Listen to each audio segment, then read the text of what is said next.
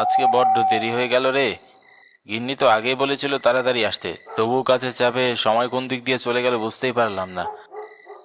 জায়গাটা এত ছমছমে যে প্রতিদিনই যেতে ভয় লাগে, তবুও যাই।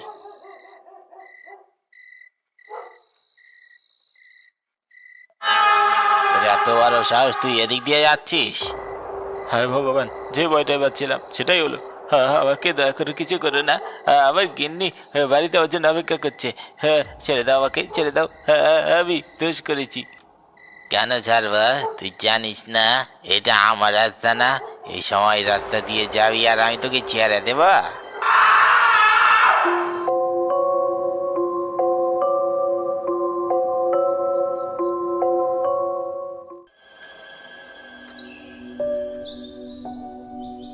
শোনো গো, জমির অবস্থা একদমই ভালো না।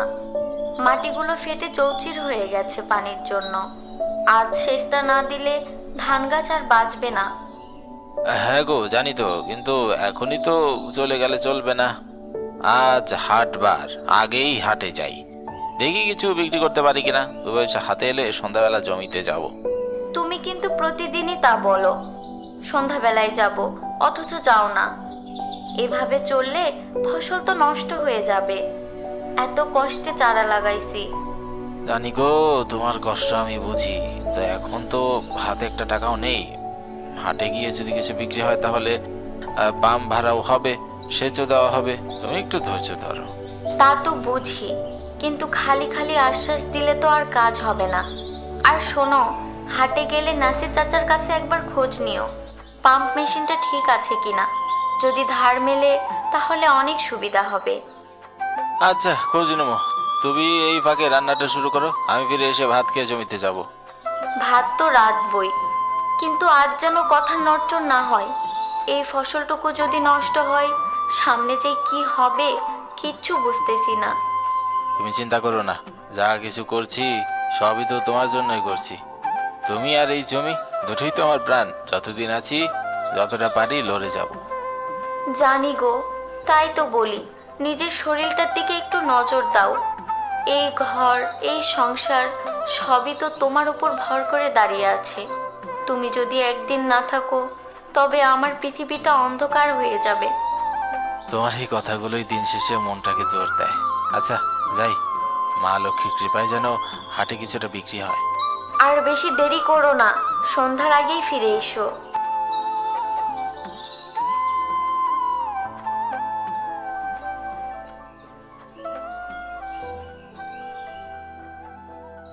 কই গো গিন্নি, আমার কোদালটা দাও, এবার তো খেতে যেতে হবে।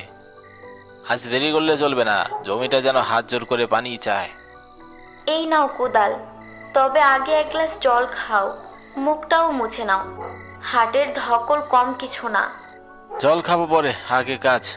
আজ মাটিতে জল না দিলে ফসলগুলো মুখ ঘুরিয়ে নেবে। ওরা তো আমাদের মতোই, একটু যত্ন চায়। ঠিক আছে, তবে বেশি রাত করো না। জোনাকি জ্বললে পথ চেনা যায় না। আমি উঠানে বসে তোমার অপেক্ষা করব। তুমি থাকলে রাতও আমার আলোর মতো লাগে। চললাম, মা অন্নপূর্ণা যেন আশীর্বাদ দেন।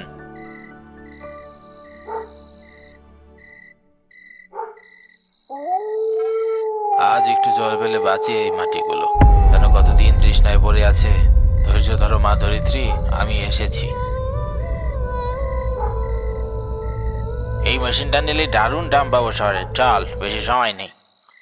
হ্যাঁ, আগে তুলে ফেলো, কেউ দেখে ফেললে ঝামেলা হবে। এই মেশিন তোমরা নিতে পারো না, এটা আমার বাচ্চার একমাত্র ভরসা। এটা চলে গেলে আমার ঘরে চুলা জ্বলবে না। আমার স্ত্রী সারাদিন অপেক্ষা করে থাকে। এই জমিটুকু সব আমার। তোর জমি, তোর সংসার তো আমাদের কি? সামনে থেকে সরে যা, নইলে মারো যদি মারতে চাও, কিন্তু এই মেশিনটা নিয়ে যেতে দেবো না। দেখ, অনেক কথা শুনলাম, এখন শেষবার বলছি চুপচাপ সরে টাটা, নইলে তোর হাত পা ভেঙে ফেলবো রে। তোমরা যা খুশি করো, তবু এই মেশিনটা আমি হাতছাড়া করবো না। এটা শুধু একটা লোহার জিনিস না, এর সঙ্গে আমার রুটি রুজি, আমার স্ত্রীর শব্দ, আমাদের আগামী দিনের আশ্রয় সব জড়িত। বেশি নাটক করিস না, গরিবের স্বপ্ন কিনে কেউ বাজারে নেয় না। গরিবের শব্দ মাটিতে ফেললে একদিন সেই মাটি থেকে আগুন জ্বলে উঠবে। যে পায়ে দলে যাবে আজ, কাল সেই পায়ে কাটা ফুটবে আর রক্ত হইবে। আমি মরলেও এই মেশিন ছাড়বো না, কারণ এটাতে শুধু লোহা না, আমার ঘামের গন্ধ, স্ত্রীর আশা, আমার অস্তিত্ব। আহারে গরিবের স্বপ্ন, সেই স্বপ্ন তো কেবল চোখেই লাগে, বাস্তবে তার দাম 1 টাকাও নেই। তুই ভাবি সেই জংদারের মেশিন তোর সংসার বাঁচাবে? দেখে যা আজ স্বপ্ন কিভাবে দুমড়ে মুচড়ে ভেঙে ফেলা যায়। ব্যাস, এবার দেখ কি করি। ঈশ্বর, কেউ কি নেই? অন্যায় সামনে কে দাঁড়াবে? তোরা তোরা ভাবছিস আমি হেরে গেছি? না রে, আমি মরলেও আমার আত্মা তোদের পিছন ছাড়বে না। তোদের শাস্তি আমি দেব এই মাটির বুকে, অথবা ওপারে, আমি তোদের ছেড়ে দেবো না। মরে গিয়েও ছাড়বি না? ওহো, মরা লোক আবার কি করতে পারে রে?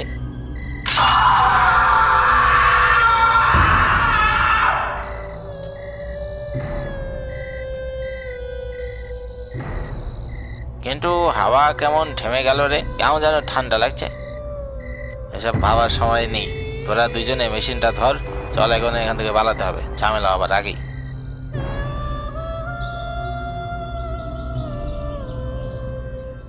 শোনো গো, এভাবে আর কতদিন চলবে বলো?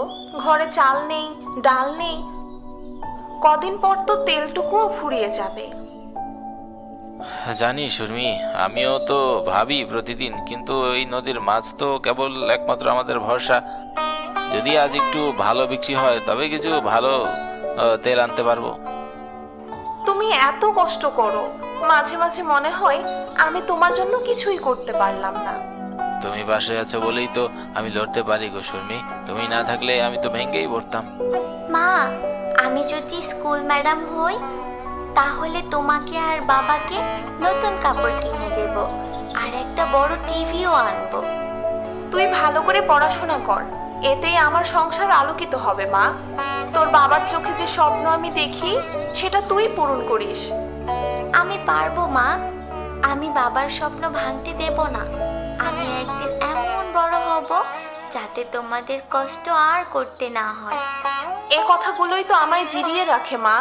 তোর ছোট্ট মুখটা দেখলেই আমি সব কষ্ট ভুলে যাই। তোমরা দুজনই আমার পৃথিবী। আমি মাছ বেচে পয়সা রোজগার করি ঠিকই, কিন্তু আসলে বেঁচে থাকি তো এই হাসি মুখগুলোর জন্যই। বৃন্দা, তুই শুধু পড়তে থাক। জানি আজ আমাদের থালায় অর্ধেকটা ভাত, কিন্তু আমি কষ্ট করে হলেও তোর জন্য পুরো আকাশ একদিন কিনে আনবো। আকাশ নয়, মাটিতে পা রাখলেই চলবে। আমাদের মেয়েটা যেন মানুষ হয়, সেটাই সবচেয়ে বড় চাওয়া। তবুও যদি পারতাম তোমাদের মুখে একটু সুখ দিতে, এই সংসারের জ্বালা যন্ত্রণা যেন তোমাদের মন ছুঁতে পারে না। আমি চললাম, সন্ধ্যার আগেই ফিরে আসবো। দেখি আজ বাজার কেমন হয়। বাজারে খুব ভিড় হবে, সাবধানে যেও গো। আর যদি বেশি মাছ বিক্রি না হয় মন খারাপ করবে না। মন খারাপ করার সময় নেই গো গিন্নি, তোর হাসি মুখটাই আমার লাভ লোকসানের হিসাব। বাবা, আজ একটু আগেই ফিরে এসো, আমি গল্প শুনবো তোমার কাছে। ঠিক আছে মা, আজ তোকে মৎস্য রাজ্যের রাজকন্যার গল্প শোনাবো। তবে যদি আমার ফিরতে সন্ধ্যা হয়ে যায় তাহলে ভয় পাস না, বুঝলি? কখনো কখনো বাজার থেকে ফিরতে একটু দেরি হয়। রোজই দেরি করো, আজ তাড়াতাড়ি ফেরো। মনটা কেমন জানি অস্থির লাগছে আজ। মন তো তোমার এমনিতেই কাঁপে। আমি ঠিক আছি, চলে গেলাম। লক্ষ্মী মেয়েটা, মায়ের কথা শুনবি।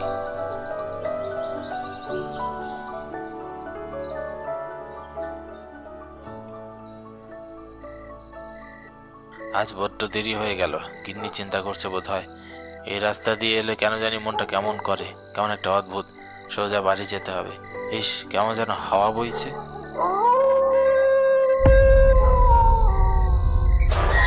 ভয় পেয়েছিস? ভয় তো বাবারই কথা, তুই যা করেছিলি তা মানুষ করে? তুই তুই তুই সেই লোক যা আমাদের সামনে বাধা হয়ে দাঁড়িয়েছিলি সেই রাতে? হ্যাঁ, তুই মরে গিয়েছিস না?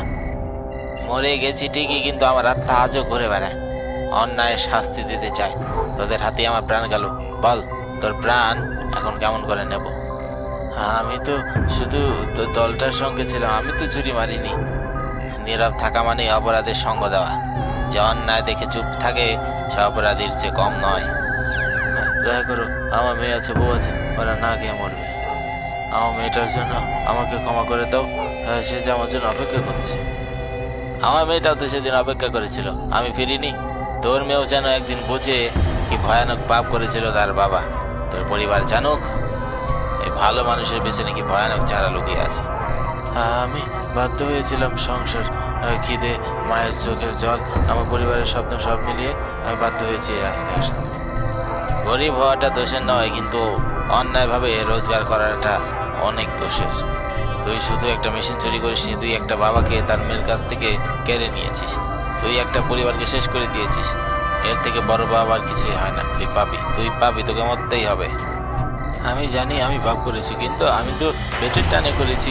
আমি কি করতে পারতাম? হ্যাঁ, আমি শুধু আমার পরিবারের জন্য বেঁচেছিলাম। তুমি আমার মেয়ে বউকে কিছুই বলো না, ওরা তো কিছু জানে না। তোকে আমি অফ করতে পারি না, কারণ তোর হাতে আমার রক্ত লেগে গেছে। আর আজ তোর শেষ সময় রঘু, তোর দলের সকলকে আমি এক এক করে মারবো।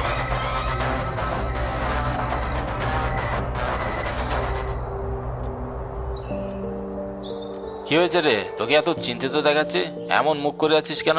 কিসের এত ভাবনা? তখন তুই এতদিন পরে কোথা থেকে আসলি? আর বলিস না বন্ধু, কাজের খোঁজে গ্রাম থেকে গ্রামে ঘুরেছি। আমি তো কাঠমিস্ত্রি, ভেবেছিলাম অন্য গ্রামে কিছু কাজ পাবো, কিন্তু হায় রে তখন, এই জীবনে কাজের খোঁজে ঘুরতে ঘুরতে মানুষ কতটা ভেঙে পারে, তা তো তুই আর আমি হারে হারে টের পাচ্ছি। তুই কাঠমিস্ত্রি, তোর হাতে গুণ আছে, কিন্তু এই গরিবি, এই বাজারে সে গুণের দাম নেই রে ভাই। তুই তবু হাল ছাড়িস না, তোর মতো পরিশ্রমী লোক একদিন ঠিক ঘুরে দাঁড়াবে। আমি তোর পাশে আছি। ঠিক আছে, একবেলা না খেয়ে আরেক বেলা কাজ করছি, শেষমেশ ফিরে এলাম নিচের ভিটায়। এখন ভাবছি গ্রামের বাজারে যদি একটা কাঠের দোকান দেই। দে তখন দে, তুই কাঠের কাজ ভালো জানিস, আমি জানি তোর হাতের কাজ অনেক ভালো। তুই আছিস তো পাশে, তাহলে সাহস পাই। একটু সাহায্য করবি? বল না, কি সাহায্য লাগবে? এবার তুই বল, তোর কপালে এত চিন্তার ভাঁজ কেন? কি হয়েছে বন্ধু? আর বলিস না তখন, মেয়ের বিয়ে ঠিক হয়েছে, সব কিছু ঠিকঠাক, কিন্তু টাকাটাই সবচেয়ে বড় চিন্তা। এত টাকা আমি কোথা থেকে পাবো? এ নিয়ে চিন্তা করিস না, আমার কাছে কিছু টাকা আছে। এনে হাতে যা আছে তাই দিলাম, এই টাকাটা নিয়ে বিয়ের ব্যবস্থা কর। তোর মেয়ের মুখে হাসি ফোটায় নাই তো আসল। না রে তপন, তুই তো অনেক টাকা পয়সা কামাচ্ছিস, আমি তোর টাকা নিতে পারি না। তুই এতদিন পর ফিরেছিস, তোর নিজের ঘর আছে, মেয়ে আছে, তুই বরং সেই টাকাটা নিয়ে ওদের জন্য কিছু নিয়ে যা। আমার ঘর আমার মেয়ে তো সবসময় থাকবে রে। আর যদি তোর মেয়ের মুখে একটা হাসি ফুটে, তবেই তো এই টাকার দাম।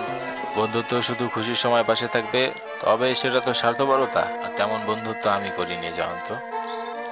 তুই সত্যি আমার ভাই রে, তুই বন্ধু না, তুই আমার বিপদের সময়ের আশীর্বাদ। কি গো, টাকা পয়সা কিছু জোগাড় হলো? শোনো, আজকে তপন অনেক সাহায্য করলো, তার টাকাতেই তো মেয়ের বিয়ের পথ খুললো। এবার বিয়েটা ঠিক মতো হবে।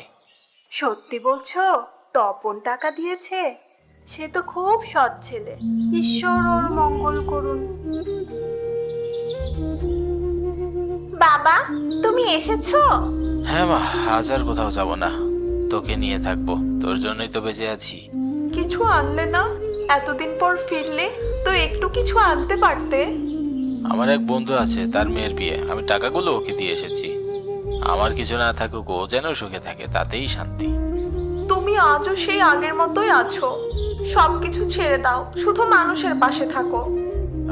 আমার কাছে যা আছে তা দিলেই তো আমি ধনী, আর যাদের আছে কিন্তু দিতে জানে না, তারাই আসল গরিব। বাবা, আমার খাতা লাগবে, তুমি এখনই আমার খাতা নিয়ে এসে দাও। মা, আমি একটু জিরিয়ে নিই, তারপর সন্ধ্যার সময় যাব। তোমার কি লাগবে আমাকে বলো, আমি নিয়ে আসবো, যেভাবেই হোক। বড় রাস্তা দিয়ে গেলে পুলিশের ভিড়, এই শর্টকাটটাই ভালো। একটু গা ছমছমে, তবে এগিয়ে যেতে হবে। কে ওখানে?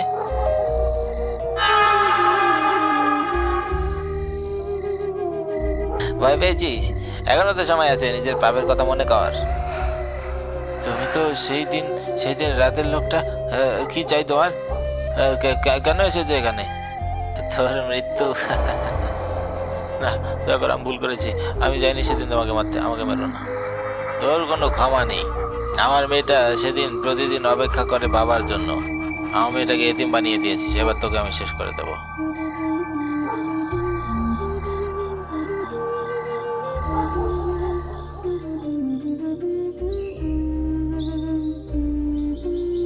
জানো, আজ আমাদের বিয়ের 1 মাস হলো, অথচ আমি এখনো জানি না তুমি কি কাজ করো। তোমার এত গোপনীয়তা কেন বলো তো? আরে এমন কিছু নয়, রোজগার কাটুনি, গ্রামের বাইরে গিয়ে খেটে খাওয়া কাজ করি, চাষের মাঠে, কাঠের কারখানায়, যেখানে যা পাই। তুমি না জানো আমি তোমার পাশে থাকবো সব পরিস্থিতিতে? তুমি যদি সত্যি বলো আমি কষ্ট পেলেও সহ্য করব, কিন্তু মিথ্যে যেন বলো না। আর এসব কাজ তো দিনের বেলাও করা যায়, তুমি রাতে কেন করো? তোমার এত কিছু জেনে লাভ নেই, তোমার কি লাগবে শুধু তাই বলো। এই 1 মাসে কি আমি তোমাকে কোনো অভাব দিয়েছি? যখন যা চেয়েছে তাই দিয়েছি। আমি কি করি না করি সেটা না জানলেও চলবে তোমার। হায় রে, আমার একজন মারা গেল, রঘুর মৃত্যু ঠিক তপনের মতোই রহস্যে ঘেরা। কে বা কারা যে মারছে। শুধু রঘু আর তপনই নয় রে, ভুলে গেছিস 2 মাস আগেও তো স্বামী কানাই মারা গেল, একদম রাতের বেলা। বাজারের পাশে ওর লাশ পাওয়া গিয়েছিল, তখন কেউ বুঝে উঠতে পারেনি কে মারলো। হ্যাঁ রে, স্বামী কানে তো একটা মেশিন নিয়ে আসছিল, শুনেছি সেটা চুরি হয়ে গিয়েছিল, আর ডাকাত দলের হাতে তার মৃত্যু হয়েছে। 3 জনের মৃত্যু একইভাবে একই রাতে হয়, নির্জন জায়গায়। এটা কি শুধু কাকতালীয়? আমি তো ভাবছি ওদের মৃত্যুর পিছনে কোনো অশরীরীর হাত আছে। রঘুর স্ত্রীও কদিন ধরে কেমন কেমন হয়ে আছে, স্বপ্নে নাকি কিছু দেখেছে। বাবাজি, আমি পাপ করেছি, আমি বাঁচতে চাই। আমি কানাইয়ের মেশিন চুরি করেছি, আমরা 3 জন মিলে। তারপর আমরা ওকে মেরে ফেলেছি, ও আমাদের মধ্যে 2 জনকে মেরে ফেলেছে, শুধু আমি বেঁচে আছি। বাবাজি, আমাকে বাঁচাও। মূর্খ, তোরা শুধু একজন মানুষের জীবন নিয়েছিস, তোরা একটা গোটা পরিবারের ভবিষ্যৎকে ছারখার করে দিয়েছিস। ঠিক আছে, আমি একটা ব্যবস্থা করব।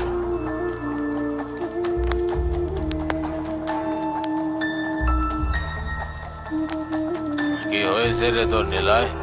সবাইকে ওখানে ডাকেছিস কেন? আমি অনেক বড় পাপ করেছি, কানাইয়ের মেশিন চুরি করেছি, আমরা 3 জন মিলে। তারপর আমরা ওইখানে ধান খেতে ওকে মেরে ফেলেছি। কানাই আমাদের মধ্যে 2 জনকে মেরে ফেলেছে। আমি কানাইয়ের কাছে ক্ষমা চাই, আমি আমার ভুল বুঝতে পেরেছি। হ্যাঁ মোড়ল সাহেব, ওরা 3 জন মিলে গোটা পরিবারের ভবিষ্যৎ পুরে ছারখার করে দিয়েছে। আমি আপনাদের সকলের কাছে ক্ষমা চাই, আপনারা সকলে আমাকে মাফ করে দিন।